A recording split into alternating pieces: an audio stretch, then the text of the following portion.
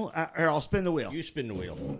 I can't spin it so good. Even is movie, odd is album.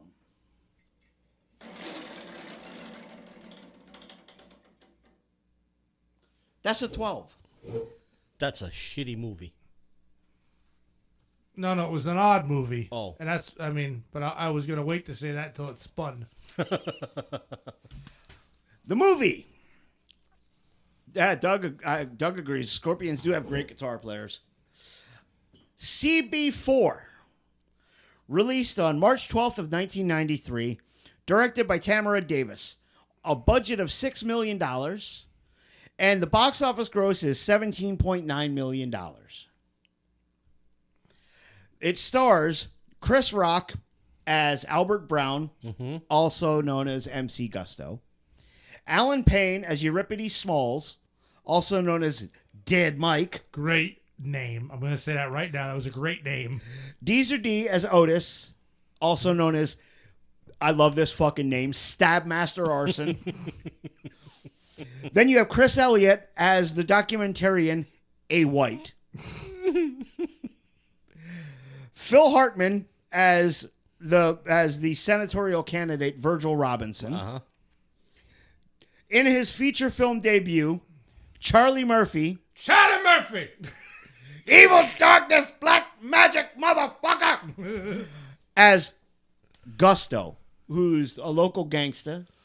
He's 3 generations deep in gangster dope. Yeah. Candy Alexander as Sissy, who's has a propensity for taking, shall we say, compromising pictures with rap stars. Then we have Art Evans as Albert's father. Think of Mr. Jones from Friday, but a little bit mellower. But he was the guy in the barber shop in Coming to America. Yes. The third guy. Yes. Yeah. Yeah, but I'm saying the character. Oh, okay. Think of Mr. Jones from the Friday movies. Just calm down a little bit. Oh, very calmed down a lot. Yeah. You had Teresa Randall as Eve. Mm-hmm. Then you have Willard Pugh as Trustus Jones. Mm-hmm.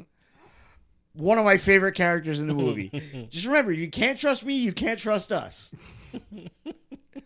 Ty Granderson Jones as Gusto's henchman, 40 Dog, who, for some reason, talks with a voice box. Yep. I didn't see a stoma, so I don't know why. I don't think he needed to. I think he just did. Liked it. I ain't no fool. Rachel True as Dahlia, who was Albert's girlfriend. Okay. Richard Grant as Baba Ak. Which one was he? He was the one that is taking the black race back to Africa. That's right. Okay, he was, all right. Yep. No, not the Rastafarian. Not a Rastafarian. He's a black yeah. nationalist. Yes. J.D. Daniels as Ben Robinson. Okay. And Stoney Jackson, who, if you've ever seen the movie Pootie Tang, he played Pootie Tang.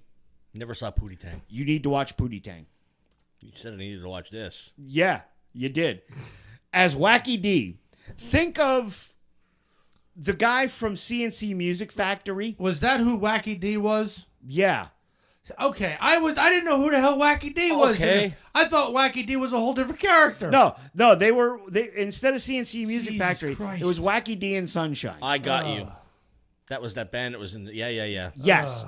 So the movie starts out at Trustus Records. Well, the movie starts out with a montage. That's true. Of all, respect to all the different rap. Yes. And hip-hop artists, which is...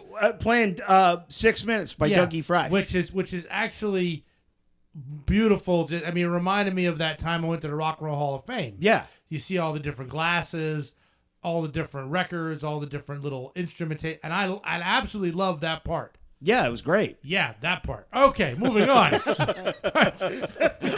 going to get roasted for this one. Okay, so now we go to Trustus Records, and we are introduced to our main characters. Mm-hmm. You got Chris Rocky's there. He's got like the fucking greasy Easy E Yep. Jerry curl on. Yes. Yep. And he's counting his money. And then Dead Mike is there, and he's like the Nubian man filled with the new black consciousness. And Stabmaster Arson is just Stabmaster Arson. And they're there to view Inside CB4, a rapumentary by A. White. And they're asking the question, why did we not hire the brother man, but we hired this other man? And Trust Us, true to himself, says, well, the other man works much cheaper than the brother man. Yeah. So, like they're debating what to do with this rapumentary. And Gusto, MC Gusto, says he was going to take A. White with him and let him chill with him for the day. So Stabmaster Arson and Dead Mike go off, and they go out and get into Gusto's Jeep. And they start heading away. And A. White is sitting there doing basically a commentary about him crumbling up a fucking parking ticket and this and that. Yo, White, chill on the blow by blow. Yeah. So then his phone rings and you hear, look in the rearview mirror, bitch. And there's the real Gusto and 40 Dog. And they start shooting at him, right? So they're in LA. So what's one way you're going to get away from anybody trying to fuck with you in LA? Yeah. You get on the freeway. And then you see, not MC Gusto, you see Gusto, Charlie Murphy, stop. I ain't going after him. I ain't no fool. And then 40 Dog, I ain't no fool. Yeah, and then we were treated to tons of wonderful cameos, kind of. Yes. In the van and cars beside them. Yeah. Yes. Which that, like I said, I want to say, and just going over the whole movie, this movie seemed like, as they were writing it, they kept coming up with more ideas and throwing shit in before finishing their first idea. Do you think? That was my big problem with kind of like the writing. It's like they would go off on these kind of thread things. Yes. And then never resolve them, but move on to the next part. And it was like, it was so, and I said, it was like so short of being perfect. You have, I'm glad you brought up the cameos. There's some great cameos in this. Yeah. Ice Cube is in there talking about seeing Gusto at a pork picnic, but I didn't want to trip because he was with his pops and shit. Who else? Eazy-E. Oh, Ice Tease is great. Wait, Ice Tease is great. These motherfuckers is real, G. They show me they guns, G. Yeah, and but the thing that got me the most is like obviously CB4 Halle Berry was a send up of Public Enemy. No. They actually, I mean, they seem like it. NWA. 100%. That's right. Never. Okay, NWA. I got the band wrong. Yeah. Wait, wasn't Ice Cube in NWA? Yeah. Okay, then it works. Okay, I got the band wrong. It was NWA, not Public Enemy. A Right. send up of NWA. Yeah. Even with their hit single. But then I would have accepted that. I would have accepted it perfectly if Ice Cube and Eazy-E were not in the fucking movie. Well, they got the joke. No, but that's the thing. But the thing of it is, Ice Cube was like they were cool. But Eazy-E, the funny thing is Eazy-E's there, he's got his fucking greasy Jerry curl. And he's talking about how fucking Gusto's got the activator dripping off of his shit and whatnot. And then Flavor Flav, they real fucking fake, kid. They motherfucking perpetrators.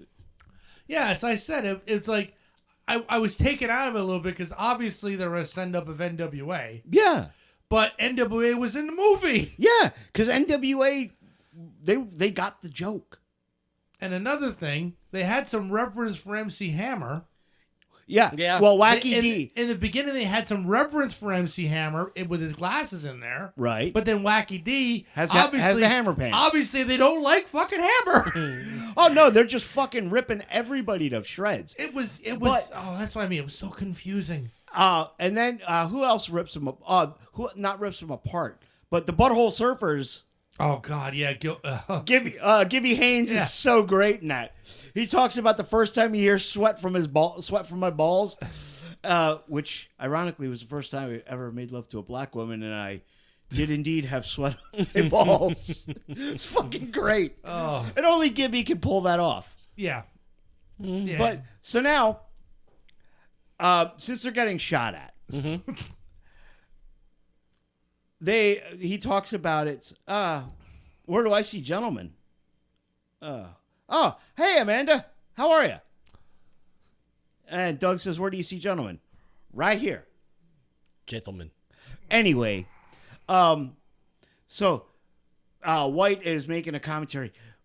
We were just in one of a drive-by shooting. And Chris Elliott plays the part so fucking well. And then Gusto's like, drive-by? I could have been killed today. And we're going, it's just a simple drive-by. And then he decides to tell the real story of CB4. And come to find out, they're not hard-ass gangsters. CB4 is the name of a prison cell where they sent the real Gusto. Right.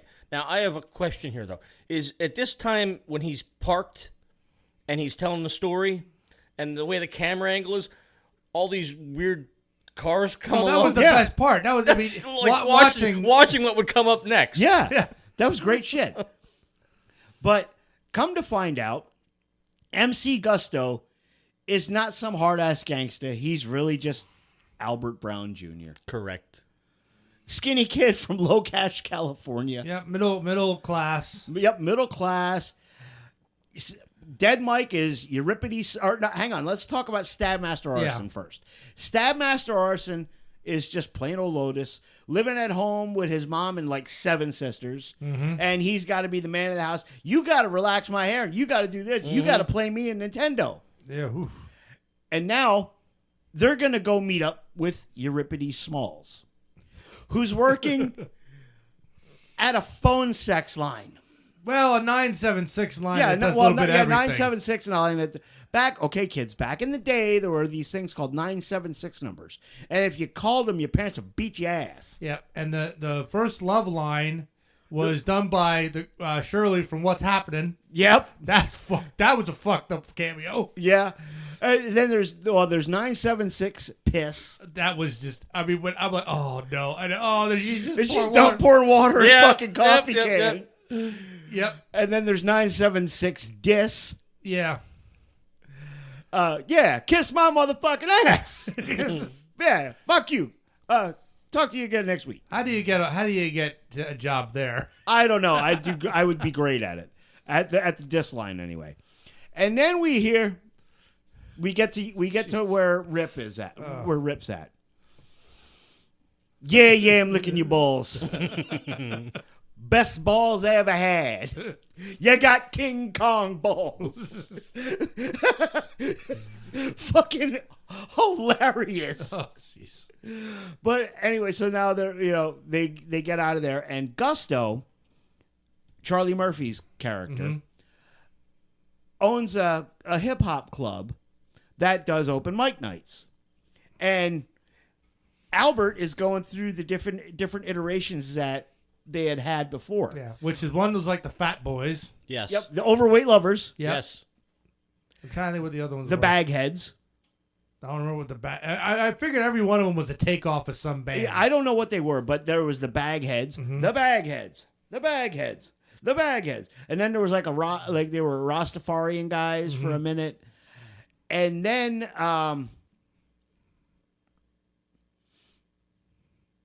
Trustus and Sissy are in the club. Yeah.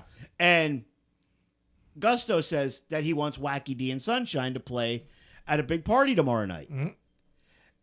And so they end up throwing Albert and Rip and Otis out, and the next day Albert comes back to apologize.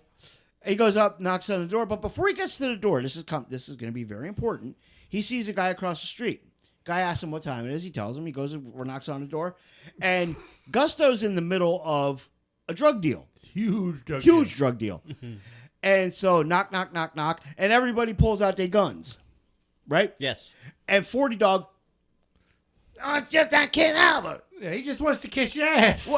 What does he? What the fuck does he want? Brian just want to kiss your ass. Ass kissing motherfucker. Anyway, so he comes in, and they get to talking, and now the raid happens, and Gusto thinks that Albert has set him up, and now the idea is born for CB4, MC Gusto.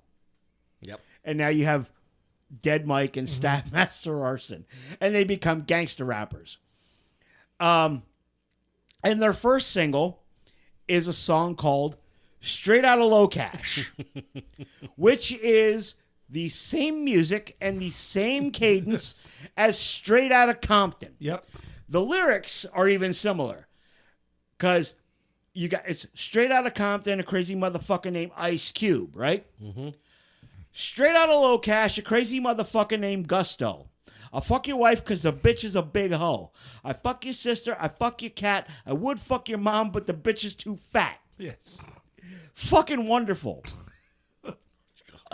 Straight Outta Low Cash, a crazy motherfucker named Dead Mike. Now get ready because I'm going on a long hike. Off a cliff, I'm driving you over. Now you're dead with your 4-leaf clover.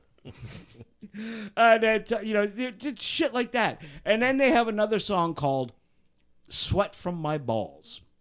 And just like NWA, they've got all kinds of negative attention from the conservative religious right and the uptight motherfuckers in government, led by Phil Hartman.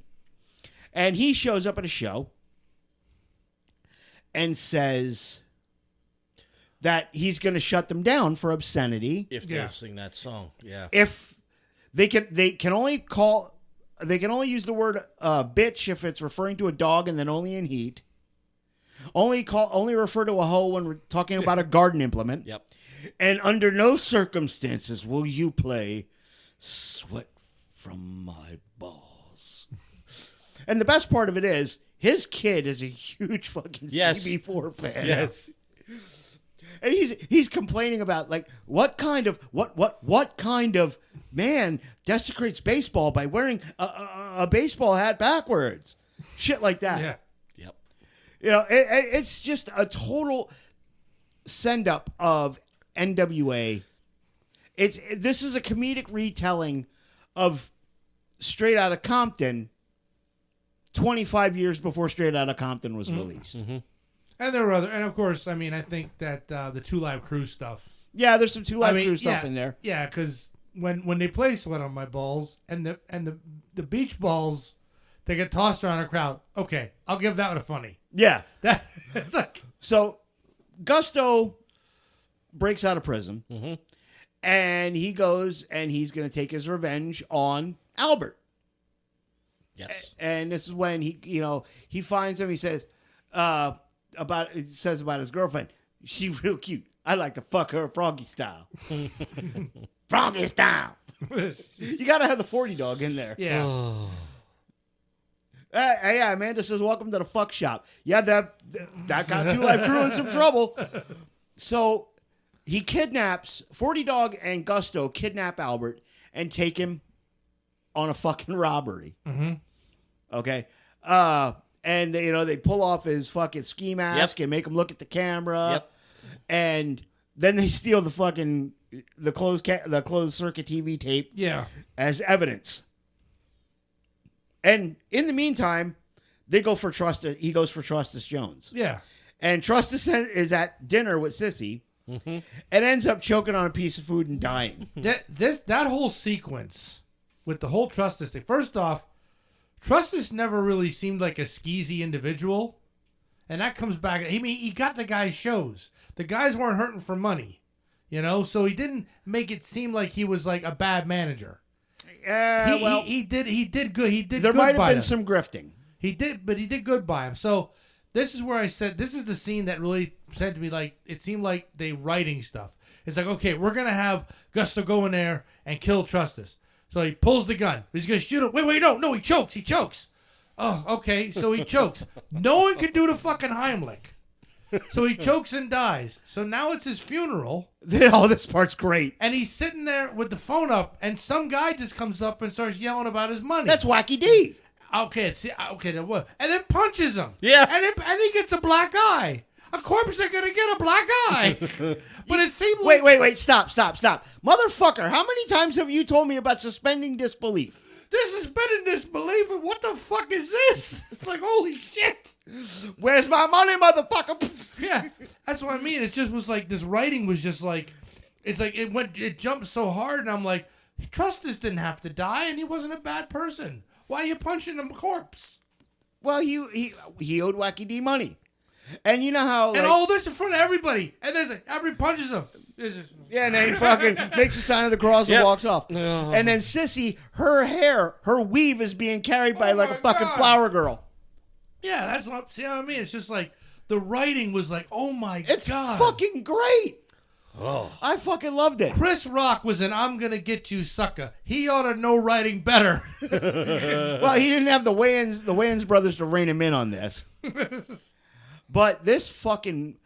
So now they hatch a plan to take down Gusto because he wants to fuck Sissy. Because the silly bitch don't know where to go to get the real big dick. Big dick. You got. Sorry, 40 Dog is one of my favorite characters. So Sissy makes a call to fucking to Gusto that they're gonna get together and they're gonna have sex. So they're in a hotel room, and Sissy says she's gonna go slip into something more comfortable. And now we have a training montage of Gusto. You know, he's doing some fucking jumping jacks and shit, and he's on the exercise bike. Fuck. And then the lights dim out, and she comes out.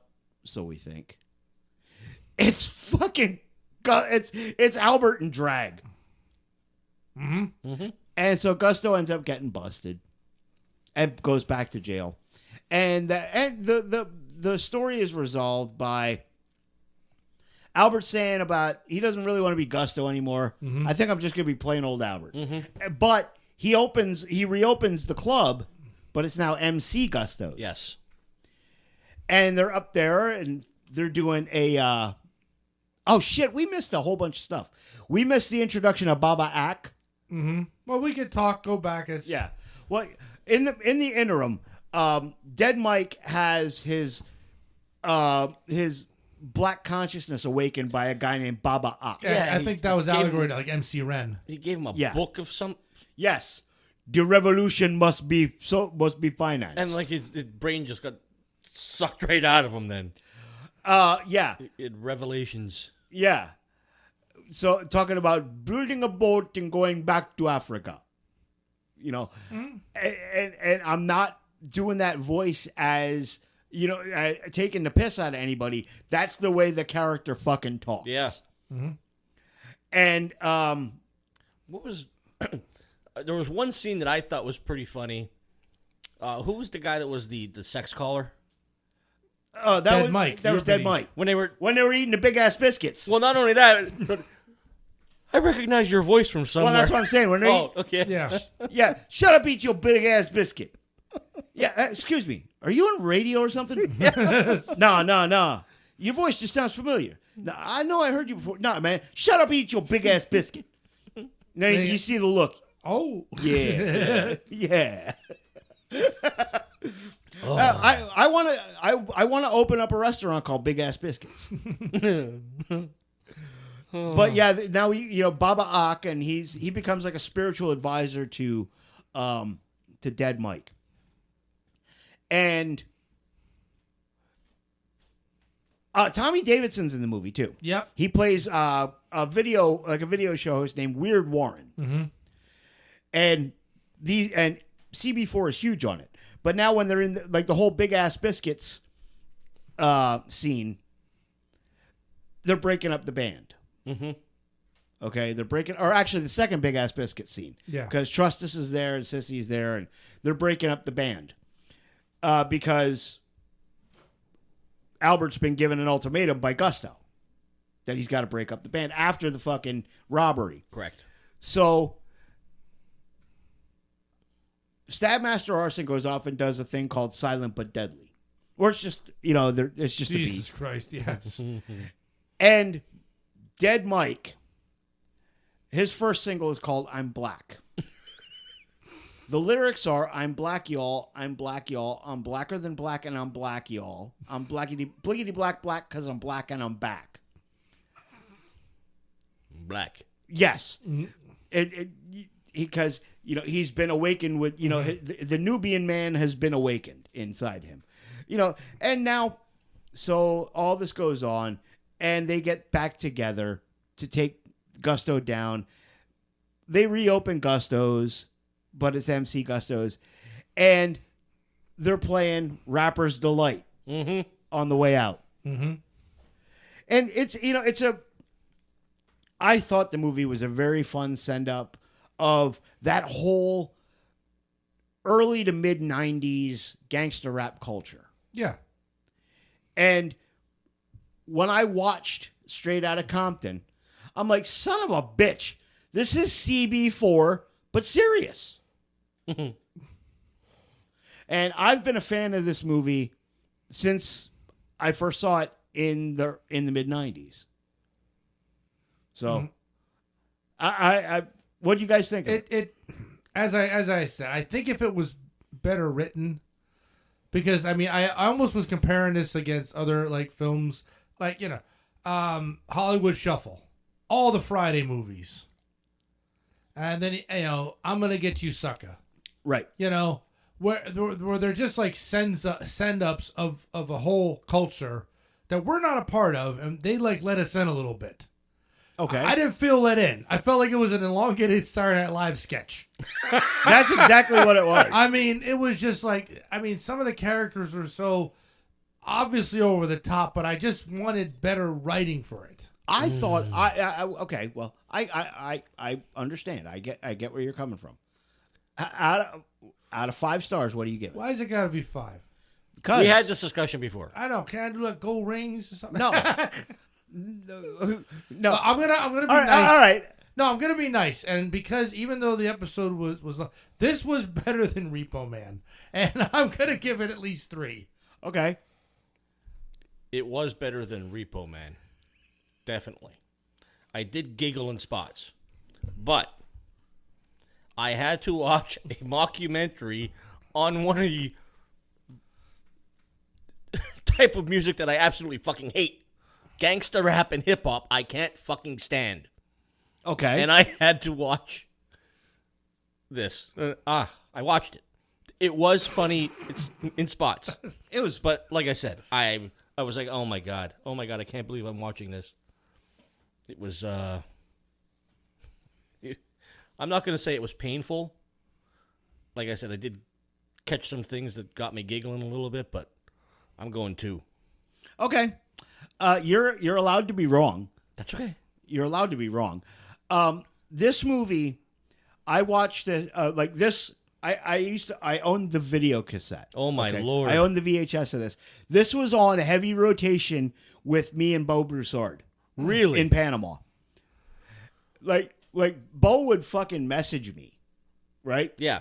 If he saw it on TV. I never heard of this fucking movie until last week. Yeah, Bo and I were huge fans of this movie back in the day in Panama, and Zeke too. We watched this. This is like it was like Spinal Tap for gangsta rap. Exactly. No, I think obviously, the thing is like it was peeling off that shell and showing that gangster rap is done by middle class people. It's like there was no hard edge or anything like that. Now, however, I think a few gangster rappers would disagree with that. Yeah, well, it's been proven that most of NWA were fucking middle class. Okay. Yeah. If you watch Straight Outta Compton, you see that. No. Yeah, most of the guys from NWA grew up middle class. Yeah. Fucking Ice Cube, O'Shea Jackson, he wasn't gangbanging. But they sang. I hate to fucking break it to you, I'm not a fan. You're not offending me. Dr. Dre wasn't gang banging. The only one who might have been a little bit gangsta might have been fucking Easy. MC Ren, he wasn't a gangster. But this movie I don't know if I view it through rose-colored glasses because of my history with it, but I was gonna say because you watched it so many times. I absolutely fucking love this movie. I'm giving it 4 stars. I could quote the movie chapter and verse. We're noticing. I could quote the movie chapter and verse, and I still fucking laugh at it. I still laugh at it, and I still think about Bo every time I watch it. Like we used to fucking do we used to talk like 40 dog to each other all the time. Oh my God. Like he'd say something and I'd fucking chime in, "That's right, bitch." That kind of thing. But yeah, I love this movie. Do better, Jim. Do better. Yeah, Jim.